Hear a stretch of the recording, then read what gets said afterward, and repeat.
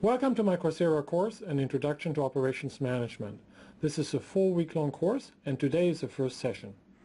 What I thought we would do in this first session is, instead of me bombarding you with the logistics for this course, including the homework assignments, the format of the course, the exam, the course book, and all these other good things, we just get started. I promise I'll make up for the logistics later on. So, what is operations management about? The purpose of this first session is to think a little bit about what operations management does and how it relates to the business strategy of a firm.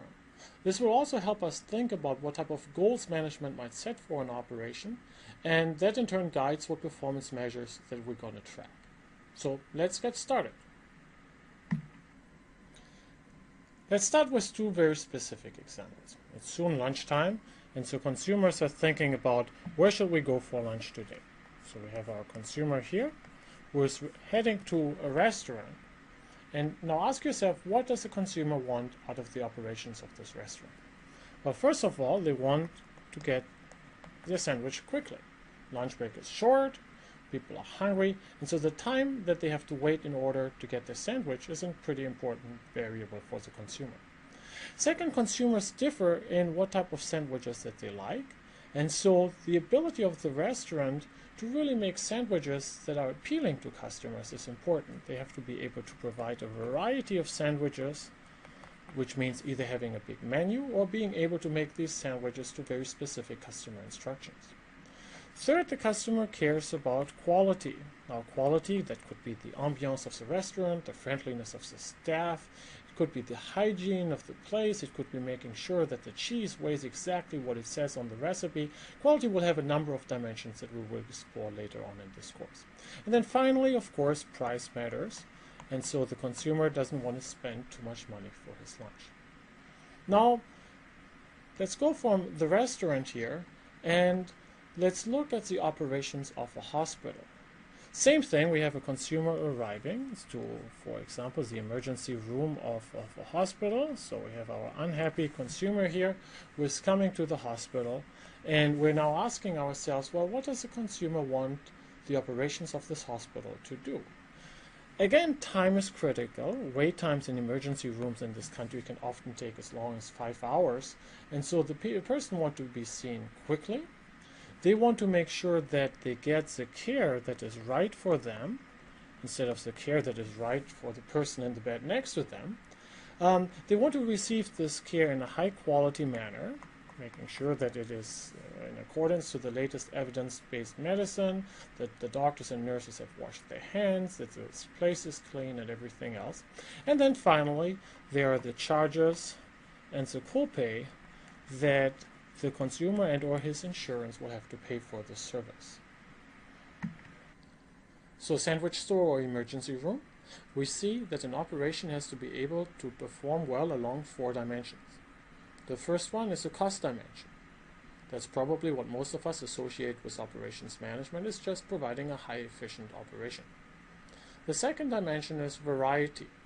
Now, to be fair, consumers don't care about variety per se. They just want something that they like. So really, variety measures the flexibility of an operation to provide goods and services to a heterogeneous customer base. The third dimension is quality. The quality dimension is broken up into 2 sub-dimensions. The first one is called performance quality. The second one is called conformance quality. Performance quality measures how good of a product or service we provide. Most of us would agree that the BMW is a high-performing car, not because how it is built, but primarily because how it has been designed. The second dimension then is conformance quality. It really captures to what extent we're able to deliver on the promise that we have made to the customer.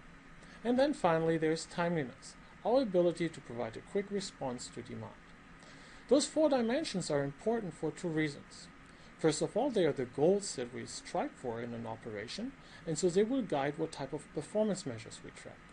And then they're really also at the heart of designing the business strategy. These 4 dimensions give us opportunity to differentiate our operations from others, thereby potentially providing us with a competitive advantage. Now imagine you get hired as a consultant to Subway, and you would be asked to come up with a performance measurement system that tracks these 4 dimensions that we just discussed. What would you measure? Well, on the cost side, you would start potentially looking at the labor productivity. You could imagine measures such as the sandwiches per employee, or the customers served per employee, or the minutes it takes you to make a sandwich, or other measures like that. You could also look at the customers per restaurant to measure to what extent you're going to be efficiently use the real estate investment that you have by renting the restaurant. Now, how about the variety? On the variety side, again, our idea of variety is that we will look at, are we able to meet the heterogeneous customer preferences? Well, a simple measure for that would simply be looking at the number of items that we have on the menu. Beyond that, if we are making the sandwiches to order, we could imagine looking at the percentage of customer requests that we're able to fill. So customers come in, they want extra lettuce, extra tomato, and the percentage of customer requests that we meet would be another good measure of variety. How about quality? Remember, on the quality side, we had the 2 dimensions, conformance quality and performance quality. So performance quality, we will probably have to do some customer research, some survey looking for things about to what extent they liked the ambiance of the restaurant, to what extent they found the courtesy of the staff in line with their expectations or other things. On the conformance side, we would probably look, are we really delivering what we promise? And so that means we could look at the freshness of the ingredients of the sandwiches. We could, in the extreme case, we could go even as far as putting these sandwiches on the scale and just measure whether we put the exact appropriate amount of grams of cheese on the Subway ham and cheese sandwich. And so that would give us a good measure of conformance quality. And then timeliness is relatively easy to measure. Customers care about the time that it will take them to get to the sandwich. And so we could go and measure how many minutes a customer has to wait between entering the store and leaving the store with a sandwich in their hand. So finally, let's talk about strategy. Strategy guru Michael Porter suggested there are 2 ways in which an organization can get a competitive advantage. It's either through cost leadership or through differentiation. The dimensions that we discussed, variety, quality, and timeliness, are 3 ways in which your operation can differentiate itself from others. Thereby, by coming up with a great operation, you're really creating your firm a competitive advantage.